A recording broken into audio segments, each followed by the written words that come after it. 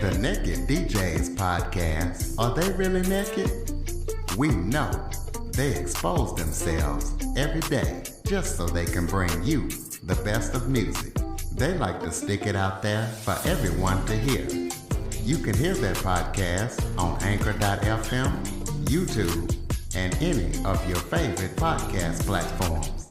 Welcome to the Living the Dream podcast with Curveball. If you believe, you can achieve.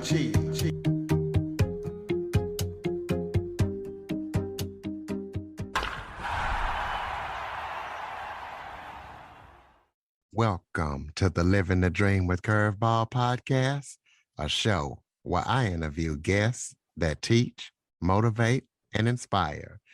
Today, I am joined by Mr. Marketing. He is Mark Newsome. Mark is a small business cash generating specialist. He specializes in helping small business owners uncover secretly hidden profit centers. So we're going to be talking about how small businesses can get cash from sources they didn't know that existed. Mark, thank you so much for joining me today. Curtis, it's my pleasure. Thank you, my friend, for allowing me to be one of your guests. Well, why don't you start off by giving everybody a little bit of background about yourself? I'll be glad to do that. Ladies and gentlemen, let me condense it down. The short of it is, the early part of my life, I spent like maybe some of you are doing, and there's nothing wrong with that, working hard for other people, building their dreams. And I actually didn't even realize I was entrepreneurial until I read a salesmanship book back. I was in my early 20s, and I was working in this health spa called Gym and Swim in Phoenix, Arizona. And it's either Tempe or Phoenix, I can't remember. But anyway, I think it was Phoenix. But the short of it is, it was by a guy named Tom Hopkins, who was legendary in the salesmanship and motivational genre. And it was called How to Sell Anything to Anybody. And that title intrigued me because at the time I was working as a quote unquote, they called it consultant, but we were glorified, Curtis, salespeople. People came into the spa, and before we took them on a tour of the facility, we tried to sell a membership, a high end, and work your way down. Long story short, I wasn't because I didn't know how to do anything but talk. And that's not really what good salesmanship is about. So the short of it is that book, How to Sell Anything, I Can Sell You Anything by Tom Hopkins. I don't even know if it's still in print.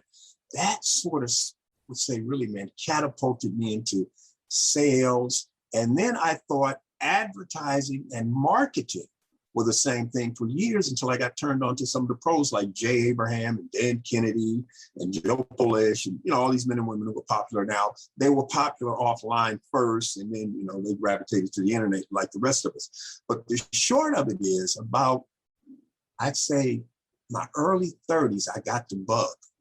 I learned how to write really good curiosity-based copy, and that led me into direct response marketing.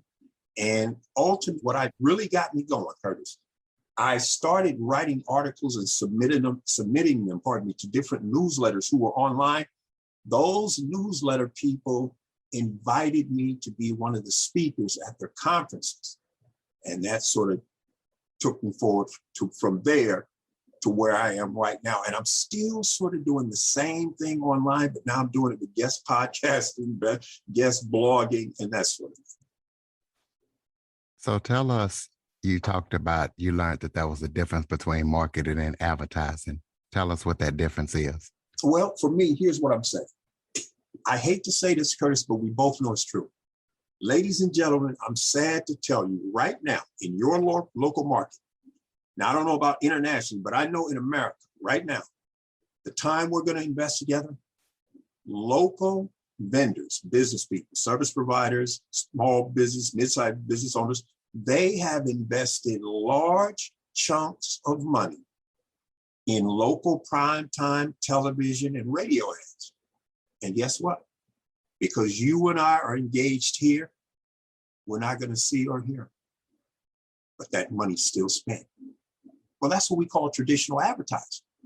Marketing, on the other hand, try this. What if you could get in front of a targeted audience that wanted to hear what you had to say, and you didn't have to put them in a half Nelson. That's a wrestling term, to get them there. What do you think your odds are that you'll be able to be more successful in promoting or advertising or marketing, whatever it is you have? Well, that's what we're doing right now. It's called guest podcasting. Curtis has this fabulous audience. He's the host. I'm the guest. You're here because you're interested. A, you trust Curtis, and B, you're here to find out, well, what is this Mr. Marketing guy about? What does he offer? That's the difference. I'm not reaching in my pocket for a dime. Now, granted, it's costing me my all precious time. But the fact of the matter is, Curtis, when our session is over, guess what, my friend? I have another guest podcast behind me. And I had one yesterday. Now, what if I had to pay for all of this, like what, promotion and exposure? Well, that's advertising. You and I want to become astute marketers. And in my opinion, Curtis, that's the difference.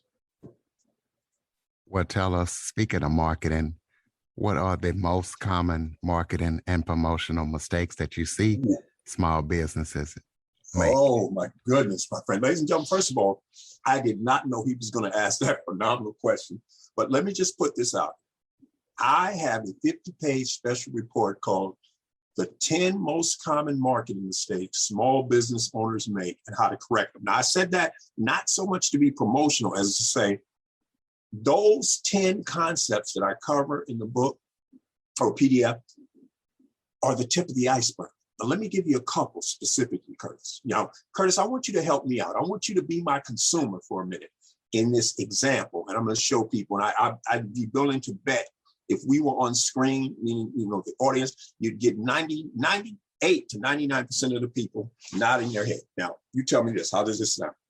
I got a local corner store, and every few days you stop in and, we chop it up a little bit. We're both big sports fans. And so we always got something to talk about, the COVID, politics, women, whatever. We always have something to chop it up about. But let's say you come in, you normally get a large coffee and 2 bagels and maybe something else. Put your money down. I take your money, give you your change, and you pretty much go about your work. That sounds about average, right? Right. That's the problem. Ladies and gentlemen, if you're running any type of retail store or service, you should always have 2 mechanisms working for it. The first one we call an upsell. Some people call it an add-on sale. Some people call it bump. Here's the way bumps work. Curtis walks into McDonald's. I'm the cashier, and he says, I'll have the strawberry shake and the quarter pounder with cheese. Because I've been trained, I come back and say, sir, would you like fries with that? Now, who hasn't had that happen to them in a McDonald's or some fast food restaurant, Curtis, correct? They do it all the time. And all the time. I didn't ask you for fries. That's right. And I say, would you like something? Now, do you know what happens? 10 to 40% of McDonald's worldwide customer base will say yes. Now, McDonald's didn't have to go on television an additional time, did they? Nope. They didn't have to spend hundreds of thousands or millions of dollars promoting fries or apple pie because they just asked you a simple six-word question. Would you like fries with that? Now, let me show you what happened, because McDonald's never sits on their laurels, and neither should you and I. The late, great Ray Kroc is quoted as saying, you must stay green in business or you begin to rot. So their marketing guru and guruettes got together, Curtis, and this is what they came up with. They said, how can we upsell our upsell? Now here's what McDonald's trained cashiers all over the world say. When they ask us that question, would you like fries with that? And we say, yes, they say, supersize you. Now they've just taken you and I to the highest level of the French fry product. Either that or they'll say it'll be cheaper to get the meal instead of just a quarter pounder and a shake. Exactly. Say that built-in additional cost to get you and I to upsell, they've eliminated all that advertising, people. And that means higher profitability, higher demand for stock, bigger bonuses for the echelon of the company. Now, you and I don't have to think on that kind of scale. Here's what you and I should be doing as small business owners. you have what's we call a extremely time-sensitive bounce back offer. What the heck is that, Mark? You give them a little card, you put a date, 10 days out, not 10 business days. You look on the calendar, 10 days out, and you say, when you return with this card, now follow psychology here. You give them a low, discount. Say you get 10% off on your first $40. Now follow this. However, just for dragging a friend who's at least 18 back with you, you automatically get something higher, 25, 30%, whatever makes sense. And your guest, they get what's called an OTO. What the heck is that, Mark? A one-time only offer, meaning before they leave the store, if they join your email list, say, I don't have email, we're gonna get to that. They join your email list or they do something, but before they leave store, you give them an ethical bribe too. Now, this is gonna lead into a very powerful concept, ladies and gentlemen. When you get off here, don't do it now. When you get off here, I want you to go Google this and go to YouTube and watch some videos on lifetime customer value, or what some people call total customer value.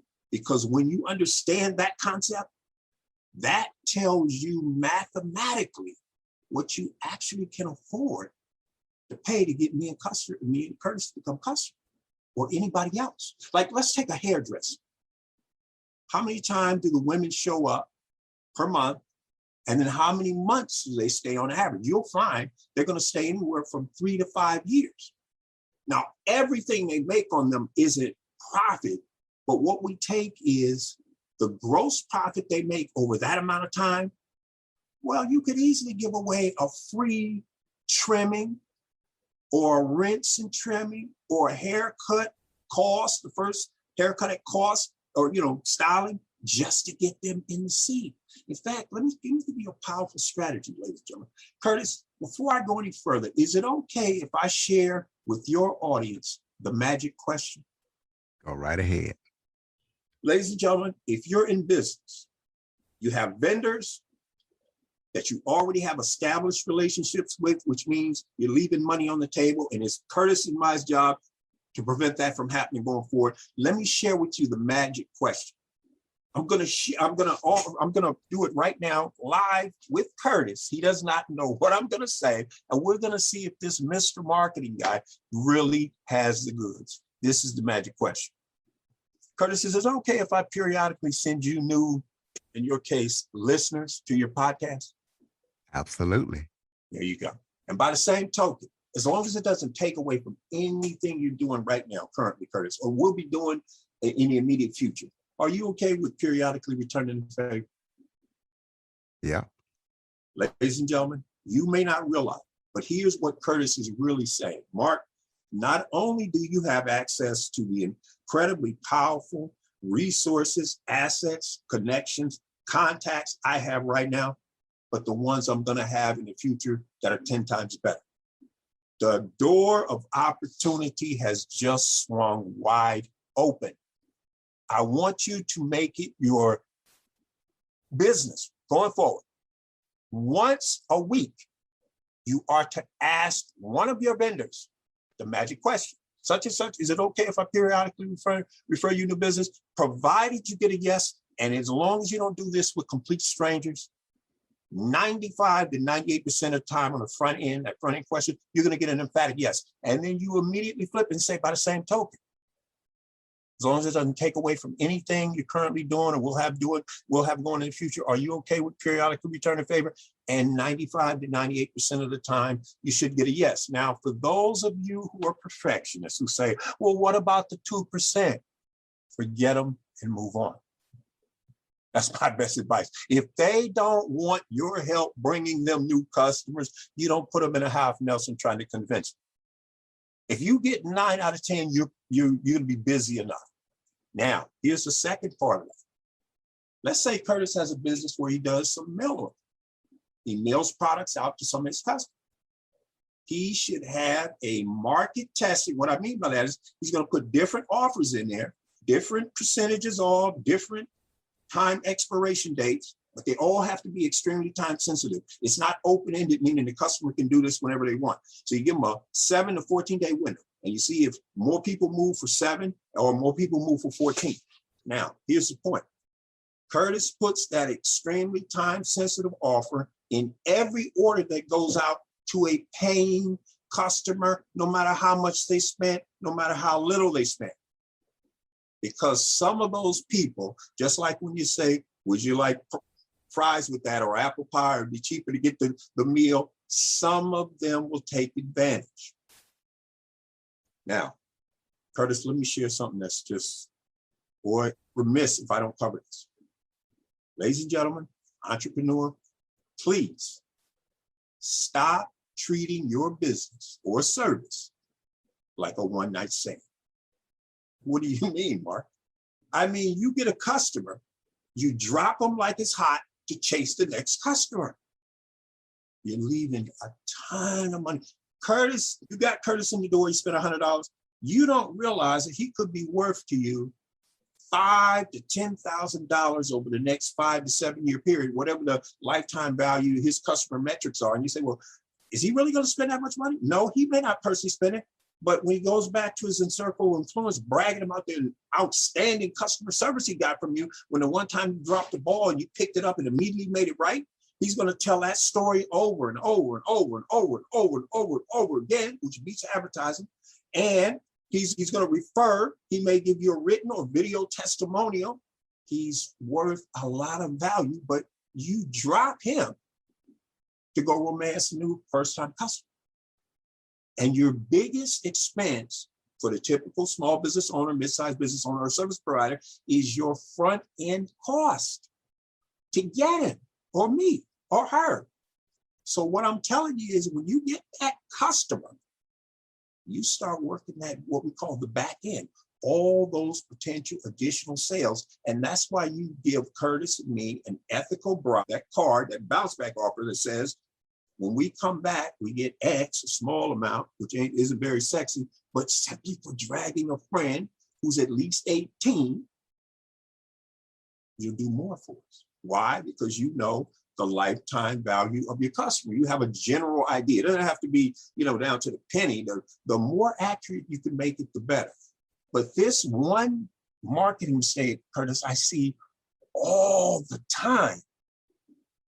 People treating their business or service like a one-night stand. Well, let's talk about what businesses can do to flip their close out of their inventory that's gonna be coming off the shelf. It's not gonna be sold anymore. What's one of the tips that you can give them to make it into a profit or use it as a marketing strategy? Boy, here's what you need to do. Now, first of all, let's think about what Curtis just said, because he really opened the door to a whole new train of thought, if you follow me. Here's what you've been doing, Seth. Let's say Curtis owns let's say I own a retail appliance store. And this particular product, we decided this deluxe home entertainment system just isn't cut, and we got to get rid of it. So we dramatically lower the price to move it out of the store, and we do. But all we get is that one-time little surge of people coming in. Here's how you flip that and make it work for you. Let's say we have 5 of these. It doesn't matter what the number is, concept. We sell off 4, but guess what we do with that last one? We offer a free drawing. Now, why the heck would we do that?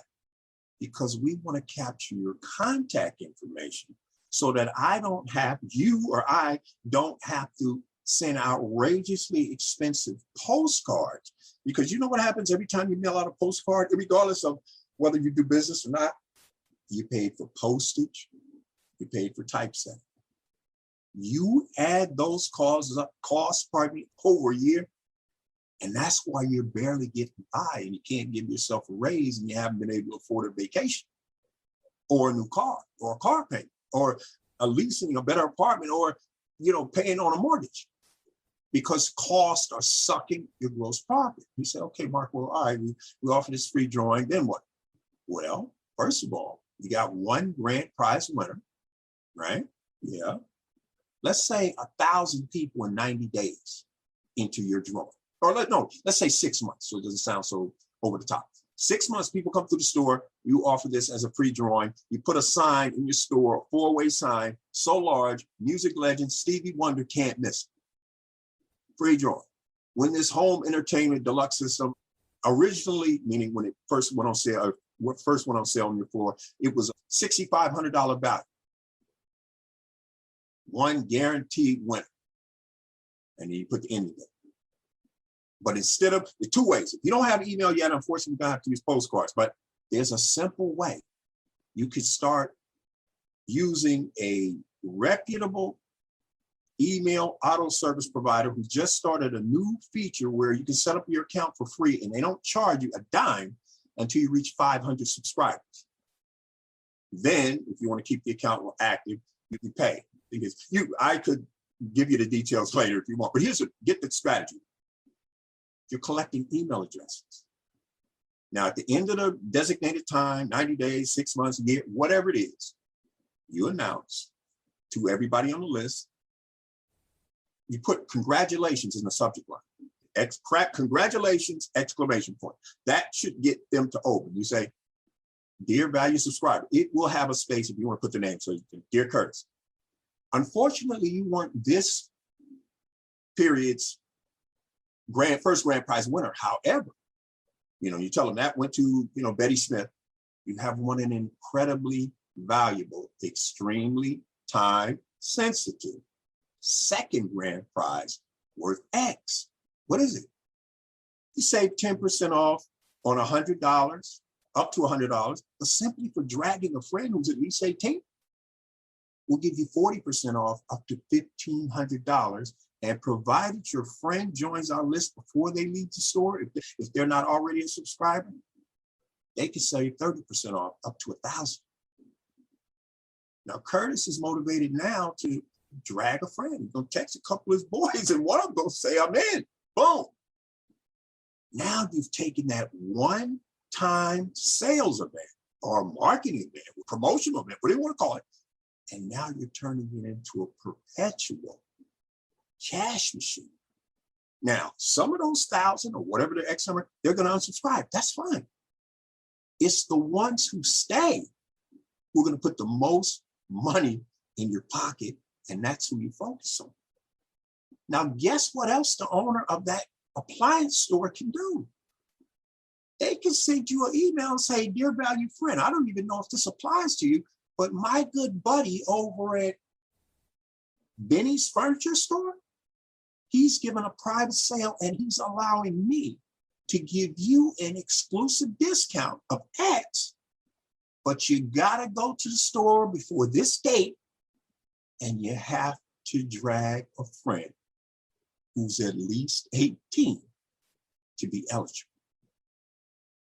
Now, the deal with the furniture concern is they say for every customer, for the gross amount of business you send us, Mark, we can give you a special affiliate ID number that they simply show on their phone or just print it out and bring it in. We can give you X, 25%. Because remember, that's their front end. They're going to make all their money on the back end, additional sales, testimonials, blah, blah, blah, blah, blah. So they're willing to give you and I this money up front to keep from spending an outrageous fortune on traditional advertising. Let's talk about delivery stores. What can they do to increase their front end or back end gross profit that maybe even their competition knows nothing about? Great question. Now, let me show you something. Now, you say delivery. Give me an example so I know exactly what you're talking about, because I got a specific example. Maybe like pizza place or restaurants, stuff like that. Man. I'm glad you said pizza. Follow this, Curtis. Curtis, do you binge out anytime ever on Hulu or Netflix? I do not, because I spend my time binging out on doing these interviews with great people like you. Well, okay. So we'll say it's me. Ladies and gentlemen, follow this, because I know there are people in the audience going to be able to relate to it. It's a hot Saturday afternoon, and there you are in the middle of this series you've been watching on Hulu or Netflix or whatever your thing is, and you decide, you know what, I want some wings. And you don't want the national chain.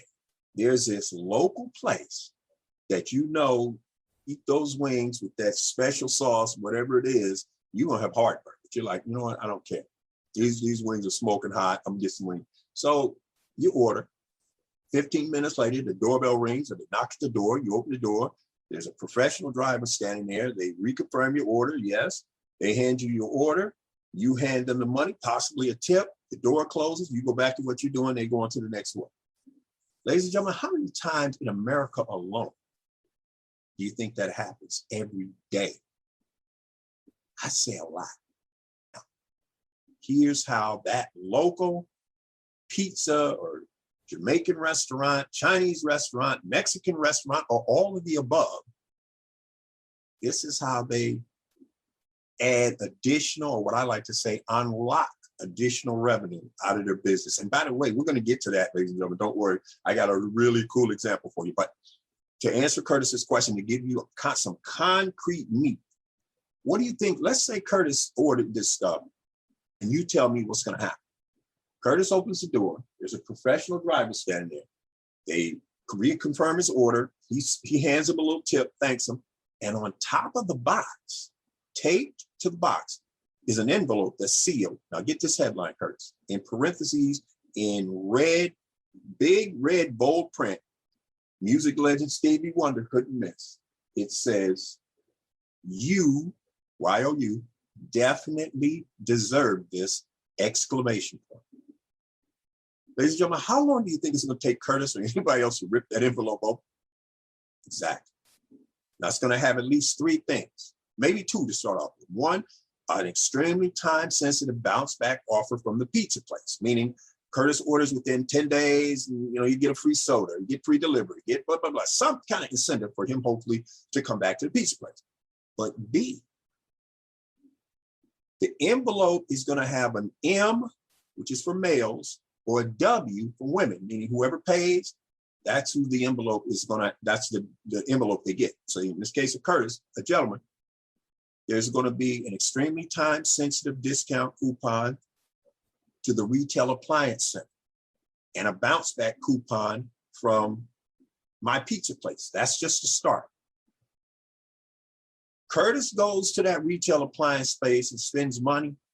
And remember, it's going to tell him, A, to enter their free drawing for a chance to win a $7,500 deluxe home entertainment system, whatever that entails. Hopefully that's sexy enough that Curtis is going to be say, "Ooh, I better get in on this." And for him to, bring a friend, drag a friend with him. Now, all the deliveries that delivery company does at the end of the month, every customer that came through the doors is directed at coupon, because on the back it's going to have the vendor's, the company's name, and who the driver is. And they print. All the retail appliance center is just going to do is tabulate the sales, if there are any, and it's agreed upon. They're going to give the pizza place owner 25% or 30%, whatever it is. But the point is, now they might make more doing this strategy on the back end than they're making from delivering the pizzas. That's what I'm trying to get you to see, so that, follow this. Let's suppose I'm the retail appliance center and Curtis is the pizza place owner, and he and I go into this arrangement. First thing I'm going to do is I'm going to say, "Curtis, do you have a tablet? Curtis, do you have a tablet right now?" I got two. Okay. I'm going to say to Curtis, I want you to take a look at these state-of-the-art tablets. These just hit the market. Matter of fact, the general public doesn't even know about these yet. Curtis looks and says, "Ooh, man, that one right there for $1,200. That's hot." I said, "Well, you know what my hard cost is for that?" He's like, "No." I said, $400. He's like, "Really? You get that much markup in this stuff?" "Yeah." I said, "I'll tell you what. You and everybody that works for you full or part-time, I will set aside X number of these at my cost. You tell them no. They can come in and pick it up anytime they want. But if they come alone, then I'm only going to let them have $200 off if they want. Simply for dragging a friend, I'll let them have it at my cost of $400. Curtis is like, bet. So he tells us all his people, now, what do I have working for me that my major competitors don't? Powerful word of mouth. Curtis is bragging like crazy to friends, family, neighbors. "Yo, look at this new tablet. It ain't even in the market yet." They're like, "Oh, Curtis, where you get that?" I hand Curtis 50 of my extremely time-sensitive discount coupons. I give them every driver, every worker that wants in on this. Here's what I tell them.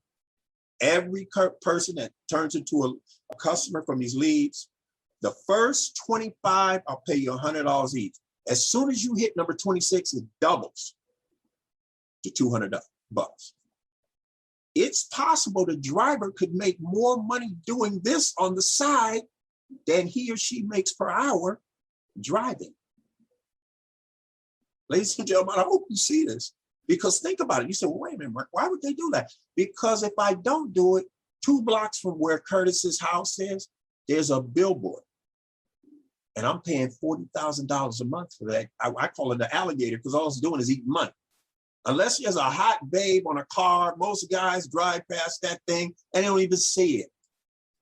And yet here I am throwing out $40,000 or $25,000 or $100,000. You know, in New York City, it might be $150,000 a month. The point being, why waste that kind of money when I could put it back into my marketing and promoting and get my audience, my ideal customers, and my ideal prospects to do powerful word of mouth? Because remember, these people all have relatives, neighbors, friends. They're going to yak it up. And Curtis, we go by the metric of everybody. People who are not even popular know at least 25 people. Of those 25, about 30% are primed to become customers right now of us or our competitors. And, and another 20% down the road, say within the next 6 months or less. This is ladies and gentlemen, any small business that delivers, that is not using this strategy, that's the equivalent of, in the wintertime when it's super cold, you got your window open, with the heat turned up. You're just losing money. Let's talk about any upcoming or current projects that you're working on that people need to know about. Oh my goodness. Ladies and gentlemen, there are several, but I'm going to share a website with you. This is not for everybody. You'll know who you are when you go to the website. It's, the www. Inside, this is all one word, InsideMarketingSecretsRevealed.com. Let me repeat that. All one word. InsideMarketingSecretsRevealed.com. That particular project right there could be a potential game changer for you. Go ahead and throw out your contact information so people can connect with you and get in touch with you. Oh my goodness. Ladies and gentlemen, if you like what you heard and you want to hang out what I call my house, my blog, it's YOU, canmarketonlinenow.com. That's a mouthful, so let me repeat it. No, don't skip any spaces, no hyphens, all one phrase.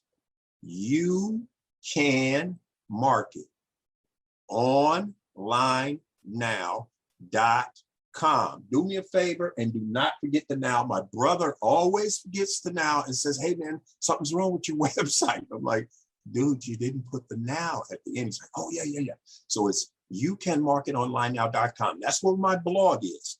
There's a ton of, I like to say, I am the Tiffany's of information at the Walmart prices, meaning that just a blog post alone, if you're a serious profit-seeking entrepreneur, there's more than enough time value there. So please, by all means, go check it out. How can we connect with you on social media? Well, the main place, ladies and gentlemen, is LinkedIn, Ask Mark Newsome, LinkedIn.com, Ask Mark Newsome, and Twitter.com/coach, to coach, and that's the number 2, coach to coach guy, Twitter.com/coach to coach guy. Either or, but I love LinkedIn because LinkedIn is specifically for the players, business, you and I, entrepreneurs, prophecy. Well, give us some final thoughts before we close it out. Well, ladies and gentlemen, one other thought. I don't care if you're on or offline, start rocking email because it's going to save you a ton of money. It's going to free up your time. Let's say you only have 200 people on your list. I don't say that, to be tongue in cheek, like that is small. What I'm saying is, how long would it take you and I to try to contact 200 people? Whereas you can write an email, push send, not that all 200 would open, but they'll all get it. And whatever percentage opens it, that's leverage. And as a final thought, let me share this. Ladies and gentlemen, think of a first-time visitor to your website or your proposition as a first date. Would you propose marriage on the first date? And if somebody did that to you, would you take them serious? So what that means is try to have some type of targeted, specific, problem-solving giveaway. If you're an e-commerce site, offer some kind of discount coupon so that they don't leave without doing something, because 99.9% of the people that come to our site the first time, they are not in the buying mindset. So don't try to drive cold traffic from Google or Facebook to a sales page. Try to get them to take advantage of your free offer so you can collect their email address. In other words, have a first date and go from there. That's a much better proven business model than trying to play the numbers of, you want to buy this, you want to buy this, you want to buy this, you want to buy this. Being a star. Ladies and gentlemen, Mr. Marketing, Mark Newsome. Mark, I'd like to thank you so much for joining me today. It's been my pleasure, my friend. Thank you for having me. I would also like to ask my listeners to follow, rate, review, share this episode to as many people as possible after listening, especially entrepreneurs. Android listeners, go to the Google Play Store and download the Living the Dream with Curveball podcast app. Until next time, keep living the dream. For more information on the Living the Dream podcast, visit www.djcurveball.com. Until next time, stay focused on living the dream.